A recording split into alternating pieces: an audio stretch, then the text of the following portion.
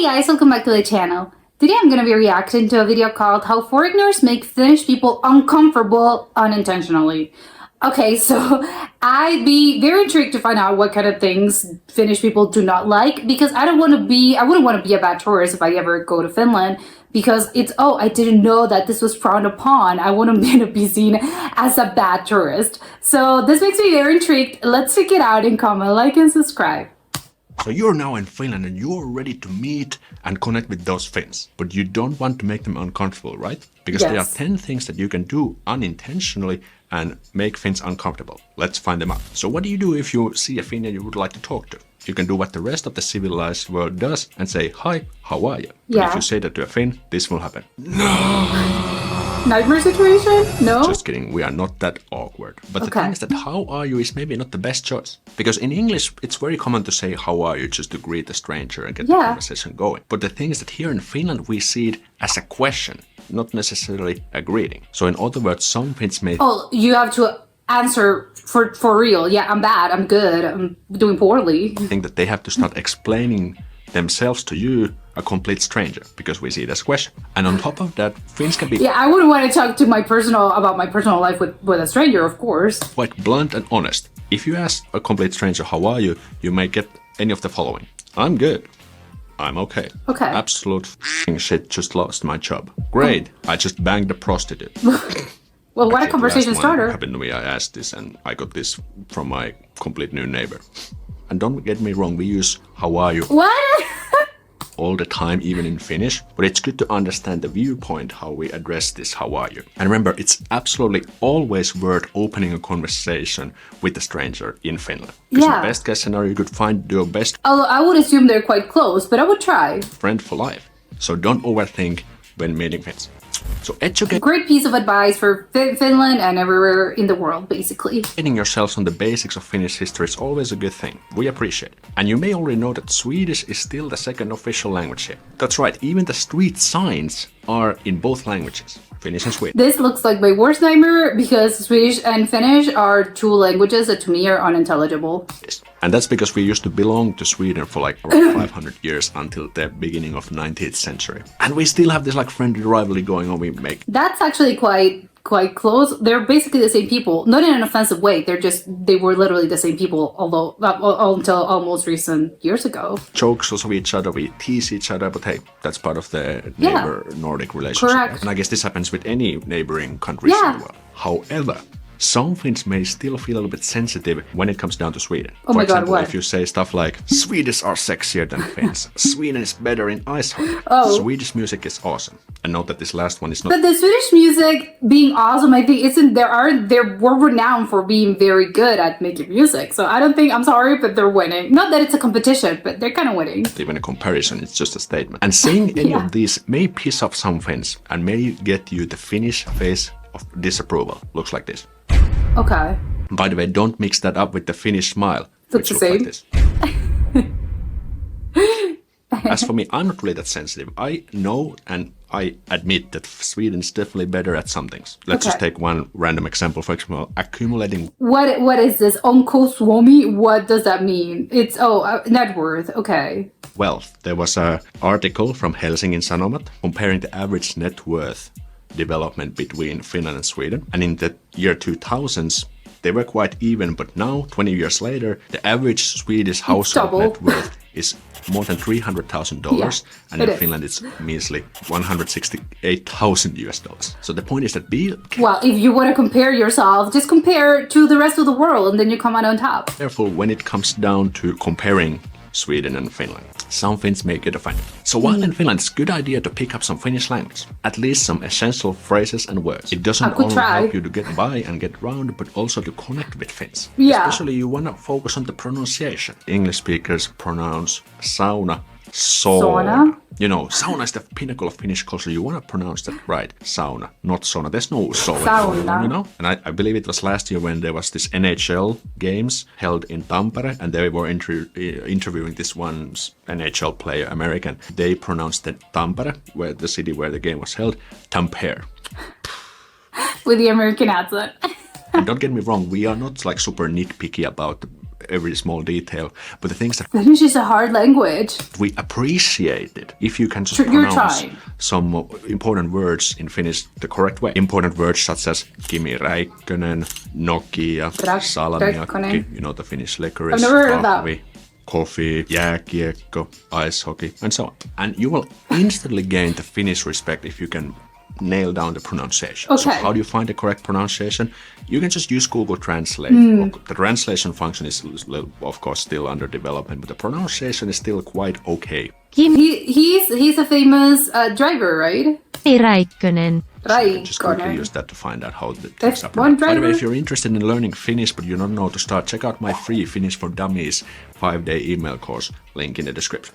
And would of need course, that you for are sure. probably aware of the Finnish personal space. Important, especially in the public transport like buses, trains, and trams. And if you take a look at these photos, you can definitely see how Finns apply this personal space in public transportation. And if you look closely, people like to sit by themselves, and it's very rare to I think usually people try to do this, but what happens sometimes you have no choice. see two seats taken if there are other seats available. And heck, in trains, this applies to 4 to 6 seats groups. So what Finns do is that they will try to find that group of seats where there's no one, and they will start to sit next to someone when it's absolutely necessary to do so. Yeah, exactly. At some point, you're gonna have to cave in. So if you sit next to a Finn when there's other seats available, that could be a potential Finnish nightmare. And I think the reason is that we are so used to sit. I think seeing this, I think if I'm a Finnish person, I would probably look at someone sitting right next to me as, are they stalking me? Are they a psychopath? Do they want to kill me? Why me? On our own, when there's space available, even if you could sit next to no one, they may think that you are sitting next to them because of them. You know, they may overthink like, But- hey, why is this person sitting next to me when there's other space available? And Yeah, but in a good way, I would overthink this as well. But I think in a good way, I think, oh, I look so friendly that they want to sit right next to me. I look like a good seat partner. as I said, Finns will put extra effort to find that free pair of seats or group of seats, even if they have to go all the way to the back. Another But honestly, that's relatable. possible explanation is that the seats are a little bit cramped, especially for me. I'm a tall guy, like 194, 6'4", I guess, in inches. And especially in buses, the leg space can be a little bit limited. So if there's no other choice than sitting That surprises me because I think Finland is known for having tall people. So wouldn't their seats be more comfortable? next to someone, then you just have to do it, They should be made for tall people. especially in the rush hours. But keep this in mind. We Finns are a bunch of friendly people, and we're actually quite open about different topics once we get to know you. Really? But there is Okay. one topic that That's probably the key once you get to know them. we don't even talk about with friends, and that is religion. And as a Finn, I was Really? having a hard time coming up. Why? What are the reasons? Why don't we talk? What's about up with it? religion? And actually found some good Are most people Catholic, I would assume, in Finland? I have no idea. articles on this topic by the Finnish broadcast company, and there was two main reasons. And first of all, we Finns don't really talk about intimate topics or problems in general. And one of the reasons for this was the But is religion a problem? history we have had. For example, Oh. after the wars, it was encouraged just to move on rather than just dwelling on the past and the problems. Second, Oh, but I like it. That's a great piece of advice. Instead of dwelling on past things, just move forward and move on and focus on the past. That's what's important. and the most interesting reason, in my opinion, is that the religion has become professional, according to the article. So we think that professionals, like the church, is the one who should do the talking about religion. But are you There's a a good priest? concrete example. How come it's professional? Unless you're a priest, religion isn't professional. Like when we become like 15 years old, we go to this school called rippikoulu. This is like the Finnish confirmation Confirmation? school, and it's around 80 hours of classes and What? activities regarding church and religion. I have How long does it last? And B, what happens if you're not a? Yeah, I think this is a Catholic thing. What happens if you're not Catholic? What happens if you're Jewish or something? also done that as a kid. So we believe that, okay, church and maybe schools also, when they teach religion, it's their job to do the teaching and talking about this topic. kinda get And it. as a Finn, I definitely agree, especially There's no room for debate between people. You should follow the teachings of whatever's in charge. during my adult times, I have never spoken about religion with my friends, for example. And there was I don't think that's that weird because if you're not a religious person, I don't know why you would talk about this, to be honest. an additional interesting point that Finns believe in afterlife. Many Finns believe in afterlife, but we don't really like to talk about it. Pretty contradicting stuff, Oh. right? So bringing up religious topics can be awkward for Finns. And if you're a religious person, you like to talk about it, there are such people also in Finland. So you just need to find, maybe attend the local church, find these groups of people who like to talk about it, and that's where you can find like-minded people. So when going out and about in Finland, you will notice that we have a lot of elevators and escalators. And fun fact, one of the biggest Finnish multinational companies, Kone, produces both of these. I guess we are somewhat proud of that company as well. But the thing is, we have also some rules when it comes down to riding escalators, and even some Finns mess this up all the time. There are some people who just block the entire way of No, you have to go to the right. And there are some people who are in a hurry. They want to kind of boost their way up there or down there, but it's impossible because these people are blocking. And the thing is that because we are sometimes so awkward, we don't dare to tell like, hey, excuse me, can I get pressed through? Even if our life depended on it. I couldn't be Finnish. I'd be telling people very politely to please move. So when riding the escalator, always take the right side so that the people who are in a hurry can pass through on the left side. Pretty simple stuff, right? Let's say you're working with the Finn, they're doing great work, you give them a compliment like, hey, awesome job, man, well done. A typical Finnish reply may be, it was okay, wasn't 100%, could have done better, So because they're very perfectionists? The thing is that we Finns don't know how to handle compliments. It's about compliments. Compliments are the simplest and most straightforward way to express gratitude and even interest. But the thing is that we Finns are a little bit... I think a compliment is just compliment. You think people are great and you tell them, hey, this thing you did was great. Too shy and too reserved, and we always try to avoid boasting. Like boasting and bragging off is definitely not seen as good. And could be seen as showing off, maybe.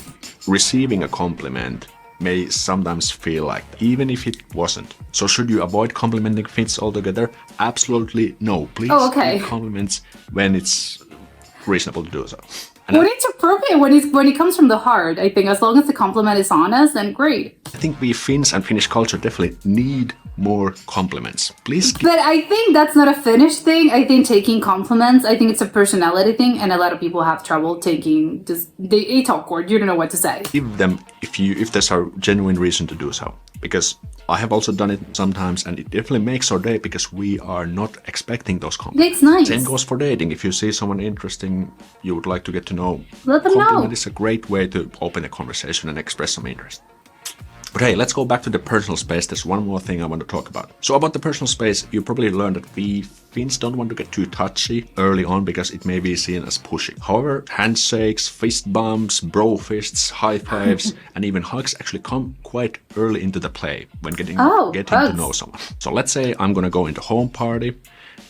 One of the host or hostess is a lady. I have never met them before. I may do like a handshake when I meet them for the first time. Maybe I will have some kind of conversation. And when I'm gonna leave the party, it's completely fine to give them a hug. At least in my opinion. And even if the setting or the vibe or the tone wasn't romantic at all. And as an added note, I would never... I don't think hugs are romantic. They're just friendly. ...hug in professional setting. For example, after a business meeting, unless it's hugging someone after a meeting or in a professional setting, I think would be weird in Finland and probably a lot of places. Drunk pre-Christmas party. But there's one thing that we never ever do. And if you do this, you will upset Finns 6 ways from Sunday. And that is giving cheek kisses. You know, in many countries it's completely fine to do like a... But not in Finland. No, please don't do it. So it's just not a thing in Finland. We don't do it with friends, not with in-laws, not with partners, lovers, friends with benefits. No. I hardly doubt kissing your partner on the cheek would be seen as weird or uncommon. I think that's normal. No. So kissing itself is not a problem. For example, kissing on the first... Or even family, that's normal. It's completely fine, but giving this cheek kiss is what we made like... In Finland, we have lots of lovely pastimes, such as sauna, ice swimming, going to the nature, and queuing. That's right, we Finns love to queue, whether it's a short or long one. This happens especially when a new department store is opening up and they will offer these freebie goodies. And Finns will always go line up like no tomorrow. Well, they're frugal. Who doesn't love a freebie? And the thing is that we Finns are quite an obedient bunch. Even if there's a lot of people in the queue, we actually are there in a reasonable, organized manner, and we don't jump in the queue either. But if someone jumps the queue, the hell will break loose. Helvetti takaisin jonon perälle, mitä sä tuen? Because if someone... I'm glad they speak up, because if you jump the queue, nobody likes that. Come on. jumps the queue, that's when Finns are at their second most talkative mode. What's the first talkative mode? That's when they're drunk. So if you're in a hurry and intend to jump the queue, bad idea. And as for the last point of video, there's actually a lot of these things that you should definitely not do in Finland. Make sure to watch this video to find what those things are. Okay, yeah, love this video. I think there are several things that maybe I was expecting. I think the personal space one, I think is pretty big on Scandinavia in general. I don't think people are that into being that close together.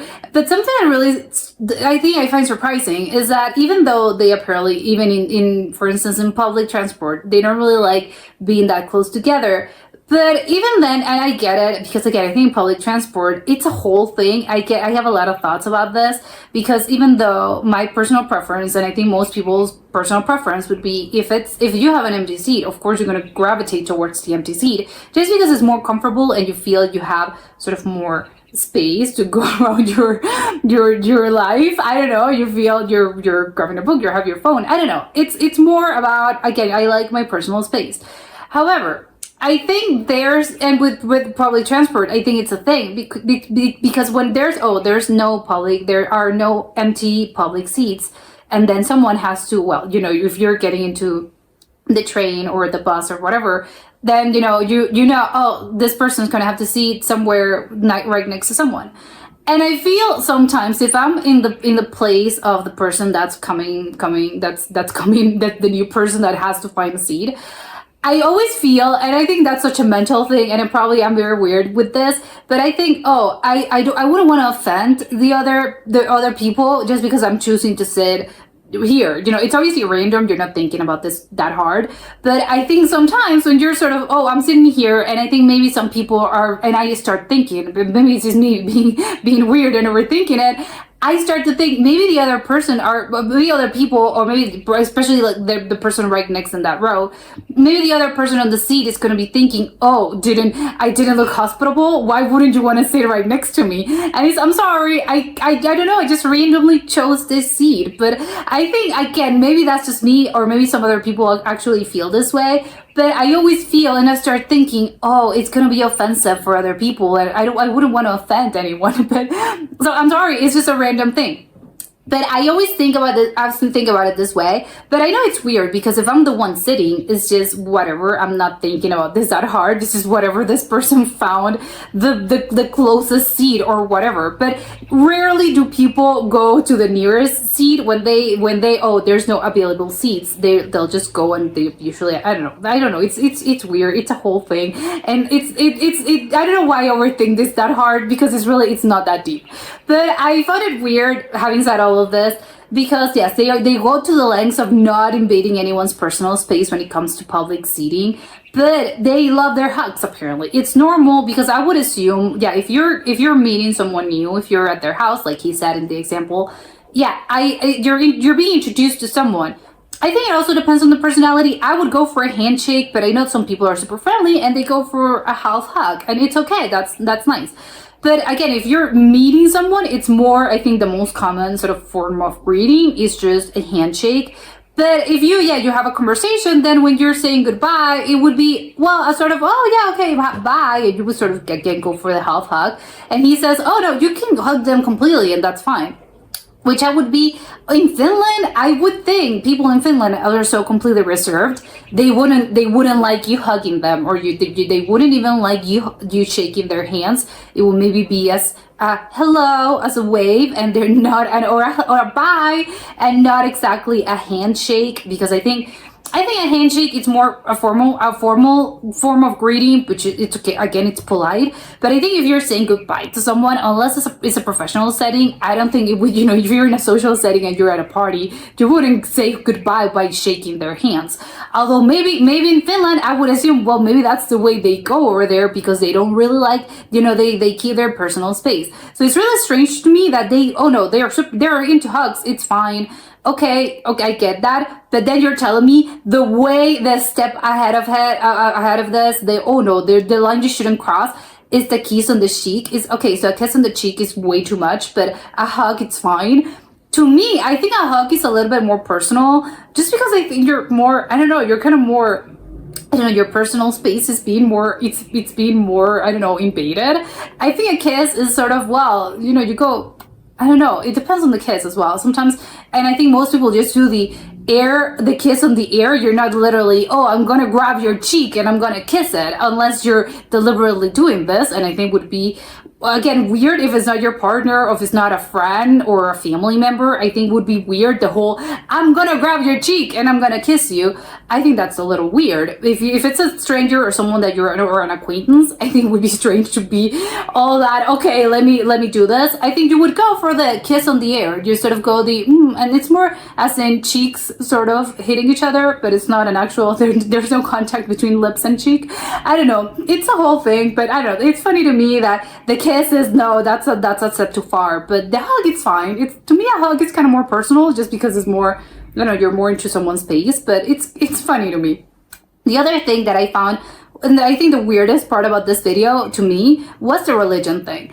What he tells me, because I think it was the confirmation, is that the name, I can't remember. I know it's a Catholic thing. So it's, okay, so they're mostly Catholic, I would assume, and okay, that's fine. A lot of countries have mostly Catholic, you know, the religion, most people are Catholics, even if they're practicing or not. I think that's a whole other thing, but they sort of identify as Catholics. But it's weird that they make people go to this confirmation school, because what happens if you're not, maybe people they don't have any religion, or they're Jewish, or they are some sort of, I don't know, they're Church of England. Well, no, maybe they're immigrants, who knows? I don't know. They have other religion. They're Buddhists. I don't know. They have other religions. What happens if you ask, because I think he said, I think it's 15, around 15, you assist this school. But okay, so what happens if, again, if you're not, I'm not Catholic, so why would I go to this? I think it's really weird. And even weirder to me is the fact that they don't speak about religion. And it's not really the whole speaking about religion, because I think it's weird to speak about religion unless it's a topic that's really on the forefront of people's minds, and you're gonna have to discuss this because it's a personal, I don't know, a general sort of cultural thing. Or unless you're super religious and then you want to discuss this. But otherwise, I don't really know why it would be so controversial. So it's, why would you discuss, I don't know, what would it be a taboo subject? I don't know, it's really weird to me. But also, he also said, oh, there's also a lot of people believe in life after death, but they don't really discuss that either. Or just sort of, I think he meant sort of deeper, or maybe problems, or just sort of subjects that can be discussed. I think, again, because topics of discussion, they're a little bit more, I don't know, whether that's politics, or again, religion, or what happens after death, or are there aliens? I don't know, some sort of topics that actually that you can contribute to a debate, and there's a lot of points of view. Maybe that's what he meant. And it's weird to me that, okay, so Finnish people do not like discussing all those subjects, so they don't really like debate. And I don't know, that's weird to me, just because, I don't know, that would be good, right? I think discussions on certain subjects, I think they can be quite enriching, and I don't know, it can be a good thing, but apparently that's frowned upon in Finland, even with family or even with close friends. So that's, I think, to me, that was the most surprising thing. But I think now I have a general idea of what not to do if I ever go to Finland. So great. But that was it for today, and I'll see you next time. Bye.